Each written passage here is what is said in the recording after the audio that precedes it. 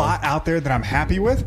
Yeah, so I think you're exposing a really good point, though, for both of our strategy. I mean, this isn't just by coincidence. I mean, we agree with this, though, that quarterbacks are going to exist down. You can wait for them. If you're not getting the top tier, if you're not going to gamble on that to get that point value in a Mahomes, Allen, Murray, Jackson, then there's nothing wrong with waiting. I mean, look at who went there. Like Herbert, Prescott, Wilson, like in the 7th round. Like, dude, that's great value.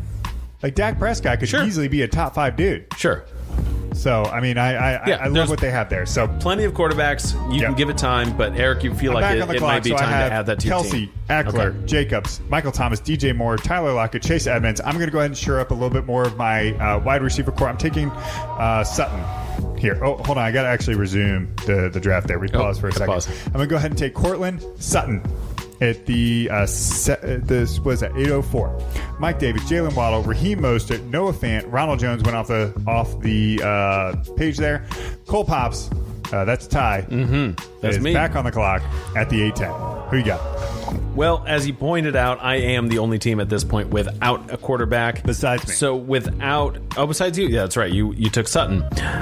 So, and to your point, then the odds of having the quarterback that you'd want is going to be there. I have to look at Aaron Rodgers has a bit of a challenge coming ahead. I think you made a really good point, actually, before the show, that dude's going to play to get paid this year. Yeah. So he's motivated. Yeah, his contract is going to be void after next year. Yeah. The Packers can either trade him, or they can cut him. Okay. With nothing impacting their cap. Wow. So it almost sounds like it's a win-win, and it is a last dance moment for Aaron. Dude was Would you not go pedal to the metal? Yeah. He's going to ball out. Why would I not take that dude? Yep. I knew you were going to take him here. If I passed on him, I knew you were going to take him. Yeah. I also like Jerry Jeudy because I like Denver. Yeah. I like Jerry Jeudy. I always get a Denver a little team inconsistent last year. Has the talent. Yeah, absolutely, but he can sit on the bench talent for a little bit. Absolutely. Add to the depth. But after that, I'm looking running back. I'm looking at a potential tight end backup. That's about it. So we got 3 rounds left.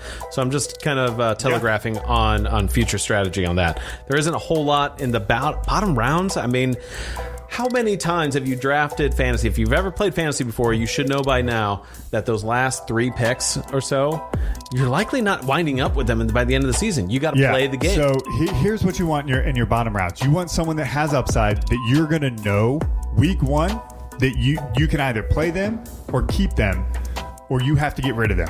You don't want this like old school veteran that's had the name. Like I've drafted in the last couple of years. I'm going to use AJ Green here as the example. Right. Don't draft AJ Green. Like just don't do your team a disservice by drafting him being mediocre and being like you feel you can't cut him because he once was a superstar. Yeah. Take someone that you know out of the gate whether you can play or not. That's my suggestion here in the late round. So yeah, Jerry Jeudy went off. Dallas Goedert, tight end for Philadelphia. James Conner, Leonard Fournette, Robbie Anderson. That's actually who I was hoping would get back to me. Kenyon Drake for Vegas, who is backing up Josh Jacobs. I picked up Robbie Anderson as a rookie, so that's a name that keeps resonating with me. And it's like, man, I'm not getting ever the production from him I would hope for the kind of talent he is. He's a good receiver. He moved to Carolina last year. He was much better. He was overall. I agree. Shifted him from being just a deep threat. He's now paired back up with Sam Darnold, and I think there's a lot of upside here. Yeah, I think that's a good sleeper. Team number 5, targeting him there is fantastic. Okay. I'm not letting this dude get off my board. I'm not going to take the chance that actually Team 9 doesn't have a quarterback either. There is no way I'm letting my number 4 quarterback go at this point, even though he's second in the queue. I'm taking Tom Brady. Why not? No way. Consistent? In the 9th round. The best? He has Chris Godwin, Mike Evans, Antonio Brown, Rob Gronkowski to throw the ball to. They just won the Super Bowl. Yeah. He's proved week in and week out, even last year at his age 42, this dude can ball. I'm getting him in the 9th round. I think he's the 4th best quarterback this year. 4th best quarterback this year. I do have Mahomes, Murray, Allen in front of him. I have him there, and even in front of Lamar Jackson, because the potential and the weapons that he has are even when Brady is throwing 150 yards a game, he may have 4 touchdowns. Yeah, and he's even shown, even in limited time with Antonio Brown, that he has a connection. Mm-hmm. And he still has Chris Godwin and Mike Evans. Yeah. No, you're not going to go bust on that. Yeah. And again, what round was this? 9? 9th round. I got what I consider that's crazy. my 4th best quarterback. Yeah. So just keep that in mind. You can find the value. Yeah, exactly. So it keeps looking like my system is stalling out, and Ty's is keeping up. But if I reload mine, so we have Brandon Cooks, Gesicki, Mike Gesicki. Yeah. All right. I don't know much about him. Tight end for the Dolphins. Is a Dolphin pick, especially at tight end, risky? I would think Mike so. Gesicki has a ton of talent. The concern there is not with Mike Gesicki. The concern is with Tua. Yeah, exactly. Not That's Mike my point. Gesicki. Right, that's my point. So, tight ends are safety blankets. I like him. I have him in Dynasty. I'm concerned because of Tua, but this is a make or break it year for Tua. So we'll see about Mike Gesicki. I don't mind the pick there in the 10th round for a team that doesn't. David Johnson also got picked up for Houston. I think anything Houston right now is a little toxic. Be careful. If you're picking up anyone down there, I mean, they're going to have a long season ahead. Yeah, it's going to be rough. Michael Carter went right after us, rookie running back for the Jets. I think that's a fantastic pick. And so I am looking to either fill out something for running back, or I'm looking to fill out something for wide receiver here. So some of the wide receivers, I have Laviska Shenault, Jarvis Landry, Will Fuller. And running backs, I'm looking at Damian Harris, Zach Moss, Devin Singletary. I don't want that Buffalo running backfield, even though both of those players are talented. I don't want that mix of what's going to happen there. So Moss and Singletary for me are off the board. Damian Harris. Let's talk about this dude. Okay. This dude is a starting running back in New England. This dude is very consistent. His only downside is that Cam Newton is his quarterback, because Cam Newton inside the 5 is going to score touchdowns on his own. Right. Not with Damian Harris. Okay. But when that switch eventually happens, and I think it will happen this year, away from Cam Newton, now I can't even think of who's backing him up, the dude from Alabama, Mac Jones. That was drafted in the first round to be his backup. That's going to happen this year, I feel. When that happens, Damian Harris is going to be legit. This dude's also a starting running back. And look how many running backs have come off our board. Way more than 32 right now at this point. And including some backups. So I there's no way I'm passing on this guy. I know it's a long turn. I would love another wide receiver such as Laviska Shenault or Will Fuller. I think those two are fantastic picks here. But I'm not letting Damian Harris slip away from me to add some really solid depth here to my running back core as a starter that I'm getting in the 10th round. So 10-04, Damian Harris. Yeah, I'm thinking the same thing, that I would be looking to pad running back. I have 3 right now. Just as a recap, I have Christian McCaffrey. I forget Clyde. I keep wanting to call him the man Chris. Clyde Edwards-Helaire. And then Gibson, Lamb, Jones, Hawkinson for tight end, Ayuk as a wide receiver, and Aaron Rodgers, my quarterback, with Jerry Jeudy, my man.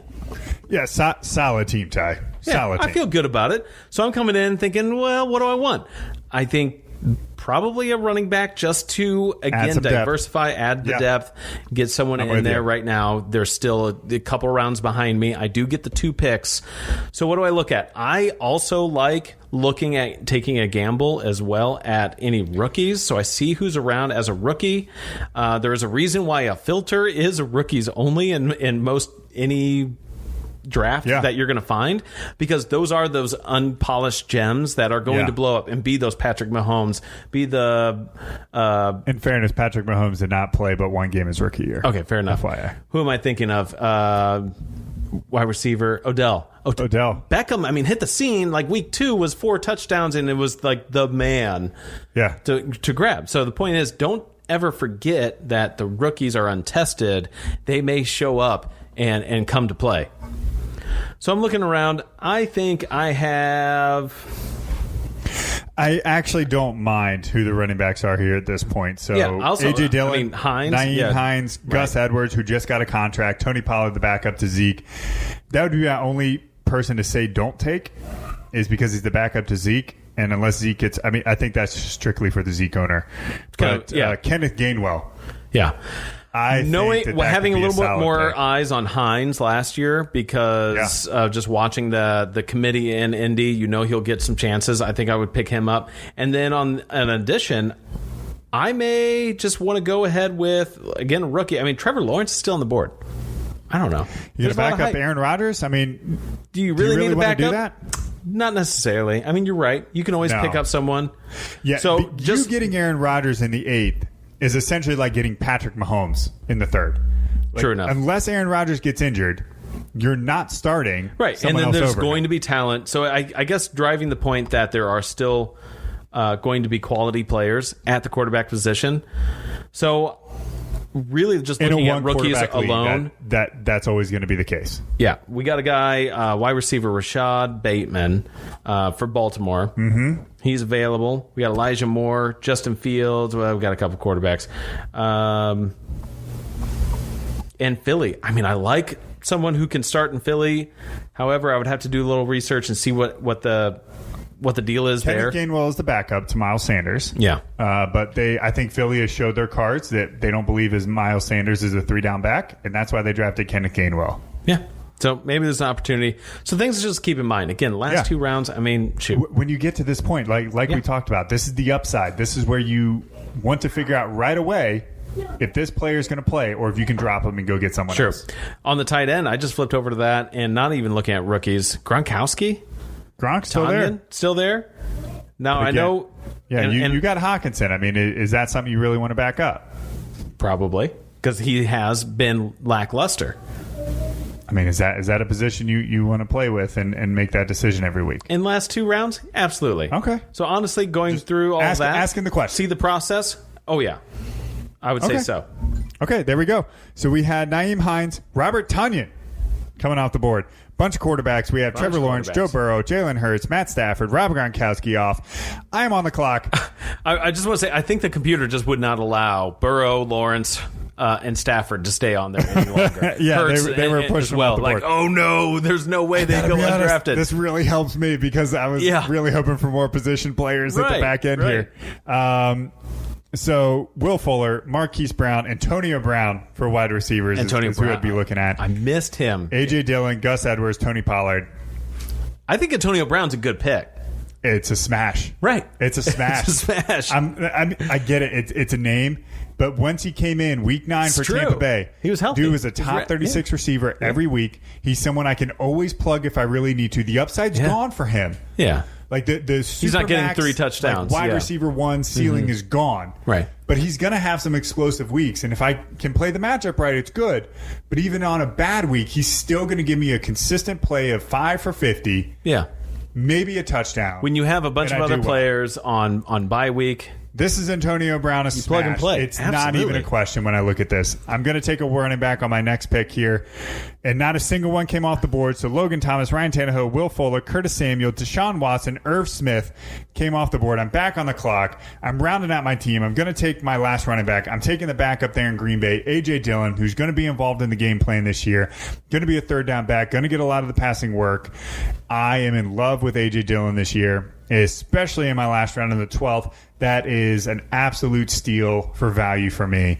I love it. Okay. So moving into my final pick, and then that is going to wrap up the draft. We have Dillon, Brown, Davis, Higbee, Bateman, who I was looking at as a rookie. So I was keeping an eye on that. I think that's a fair pick to come up. And then got Michael Pittman out of Indy coming in. So what am I left with? Honestly, I mean, just going through the team, I'm thinking wide receiver, just to add. I am too. You know, and I think there's one that I really like here in the 12th. It's a boomer bust guy, but there's Michael Gallup. I have Darnell Mooney, Elijah Moore, rookie in New York. I'm thinking Mike Williams though. He's sitting on top of it. That's it. Good quarterback. We talked about him. Good quarterback. Good player. He does get injured a little bit, but he's boomer bust. I mean, Mike Williams he can do it for you, though. Solid player. Absolutely. So that's how we're winding that up. How about some reactions, though, Eric? I mean, you feel good about your team, I think. I feel good about my team. And this is what's fun about that's hard about that 7th spot, too. Yeah. It's hard drafting the 7th spot. I'm going to go ahead, and if you're drafting at the 7th spot, I mean, this is where you evaluate what your strategy needs to be. Do you take that tight end? Do you take Travis Kelce there? Because he's not getting back to you. Right. You are right. You're purely in that gradient. I'm at the area Are you 7, the 8, first 9. player to break the mold of running back? 7, 8, 9 is where he's going. Yeah. And